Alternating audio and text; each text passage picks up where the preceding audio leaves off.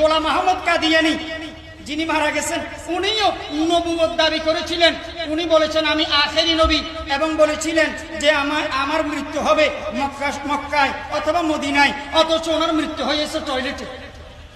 এই জন্য টয়লেটকে বলা হয় কিসের অফিস? কাদিয়ানির অফিস। গোলাম আহমদ কাদিয়ানী মিথ্যা নবুয়ত দাবি করেছিল। আমরা সরকারকে অনুরোধ করব, যে দেশে 90% মুসলমান বসবাস করে, যে দেশে 70 লক্ষ হক্কানি উলামায়ে কেরামের বাসস্থান, যে দেশ মুফতি ফজলুল করিম পীর সাহেব চরমনাই রহমাতুল্লাহি আলাইহি, আল্লামা আহমদ শফী রহমাতুল্লাহি আলাইহির কবরস্থান, যে দেশে লক্ষ লক্ষ শিশুরা সকালবেলায় কোরআন শরীফ বুকে নিয়ে মক্তবে যায়, যে দেশে আল্লাহু আকবার বলে সূর্য ওঠে, আল্লাহু আকবার বলে সূর্য ডুবে, ওই দেশে অনতিবিলম্বে অতি সত্বর কাদিয়ানীদেরকে কাফের ঘোষণা করা হোক। এরা বাংলাদেশে থাকুক, আমাদের সমস্যা নাই, কিন্তু কাফের হয়ে বসবাস করতে হবে।